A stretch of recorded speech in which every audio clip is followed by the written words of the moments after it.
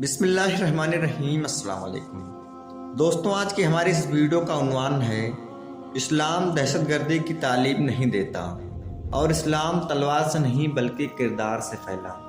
دوستوں، دہشت گردی کا مفہوم لوگوں میں خوف و ڈر پیدا کرنا ہے، جبکہ اسلام کے معنی سلامتی کے ہیں۔ دہشت گردی کا اسلام کے ساتھ بیجا استعمال امریکہ نے سن 1862 میں کیا۔ اگر اسلام دہشت گردی کی تعلیم دیتا ہے تو اللہ تعالیٰ کی اس آیت کا کیا مفہوم رہ جائے گا، جس میں اللہ تعالیٰ سورہ مائدہ کی آیت نمبر 32 میں کہتے ہیں، جس شخص نے کسی کا بلا عذر قتل کیا یا زمین میں فساد مچایا گویا اس نے تمام انسانیت کا قتل کیا، اور جس شخص نے کسی کی جان بچائی گویا اس نے تمام انسانیت کی جان بچائی۔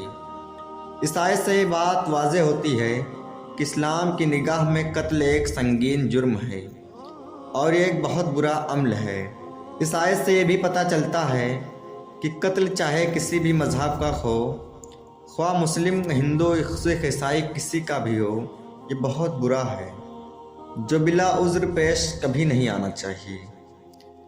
دوستو، جب ہم قرآن و حدیث پر نظر ڈالیں گے اور اسلام کی تعریف دیکھیں گے تو ہمارے سامنے یہ بات واضح طور پر آئے گی کہ اسلام دہشت گردی کو بالکل پسند نہیں کرتا اور نہ ہی اسے پیدا کرتا ہے، کیونکہ اسلام کی تعریف یہ ہے کہ اللہ اور اس کے رسول صلی اللہ علیہ وسلم پر ایمان لا کر خدا کی کتاب اور رسول اللہ صلی اللہ علیہ وسلم کی ہدایات پر سچے دل سے عمل کرنا۔ دوستوں، اسلام امن و شانتی چاہتا ہے۔ اسلام اتحاد و اتفاق کا پیغام دیتا ہے۔ اسلام دلوں کو جوڑنے آیا ہے، نہ کہ دلوں کو توڑنے کے لیے۔ اسلام قتل و غارت گری، خونریزی اور فساد سے دور رہنے کی تعلیم دیتا ہے۔ اللہ تعالیٰ قرآن میں فرماتا ہے، واللہ لا یحب الفساد، اللہ فساد کو بالکل پسند نہیں کرتا۔ اسی طرح اللہ تعالیٰ دوسری آیت میں فرماتا ہے، اے نبی، دشمن کے ساتھ برائی کے بدلے بھلائی کا برتاؤ کرو، تاکہ تمہارے اور اس کے درمیان جو عداوت ہے وہ ختم ہو جائے، وہ مخلص دوست بن جائے۔ دوستوں، اگر اسلام دہشت گردی کی تعلیم دیتا تو اللہ تعالیٰ اپنے محبوب کو برائی کے بدلے بھلائی کا حکم نہ دیتے، بلکہ برائی کا بدلہ برائی سے دینے کو فرماتے۔ اس سے معلوم ہوا کہ اسلام ایک انقلابی پیغام ہے، ایک مستحق اور مکمل ضابطۂ حیات ہے۔ اسلام گمراہ قوموں کو راہ راست پر لانے کا ایک واحد ذریعہ ہے، اجڑے ہوئے دیار کو بسانے کا مؤثر ہتھیار ہے۔ وہ ہمدردی، خیر خواہی اور بھائی چارگی چاہتا ہے۔ اسلام خدا کے فرمان کے مطابق انما المؤمنون اخوہ کے ساتھ زندگی گزارنے کا پیغام دیتا ہے، اور اسلام ہی وہ مذہب ہے جو راستے سے تکلیف دہ چیز ہٹانے پر صدقہ کا ثواب دیتا ہے، تو کیسے خون ریزی کی تعلیم دے سکتا ہے۔ اسلام کا ایک بنیادی اصول یہ ہے کہ کسی غیر مسلم کو اسلام لانے پر مجبور نہیں کیا جا سکتا۔ قرآن اس کی وضاحت کچھ یوں کرتا ہے، لا اکراہ فی الدین، دین کے معاملے میں کوئی جبر نہیں۔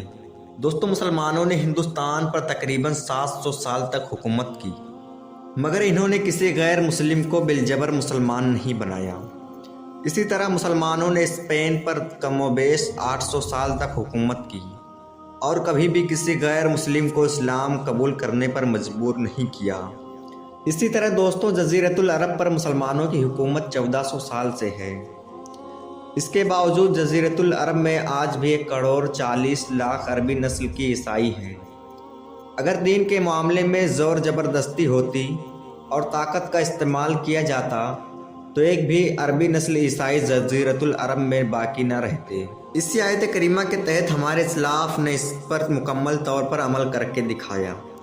سیدنا عمر فاروق رضی اللہ تعالیٰ عنہ نے اپنے غلام اسبق جو یہودی تھا سے کہا، اے اسبق، تو اسلام قبول کر لے۔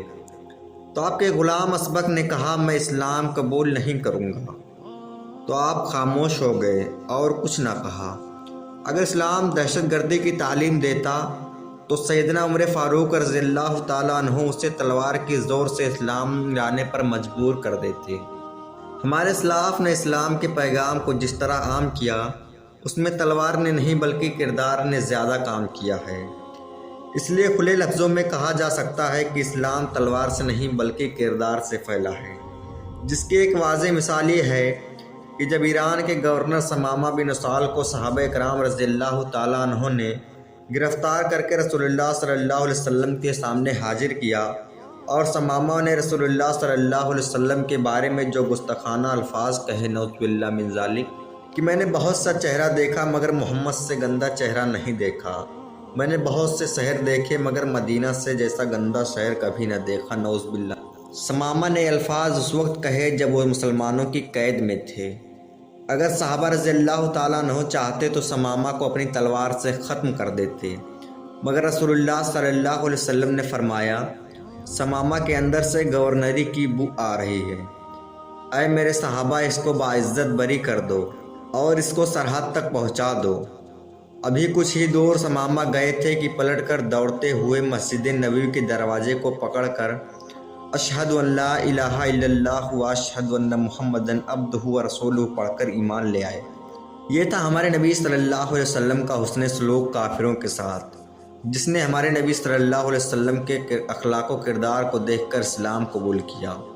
دوستوں، افسوس کہ آج کا مسلمان اسلاف کے کردار کو بھلا دیا۔ آج ہمارا کردار آئینہ دار نہیں رہا، ورنہ دنیا کا کوئی بھی گروہ، دنیا کی کوئی بھی حکومت و سلطنت، کوئی بھی طاقت مسلمان کو دہشت گردی کے نام سے مکلف نہیں کر سکتی تھی۔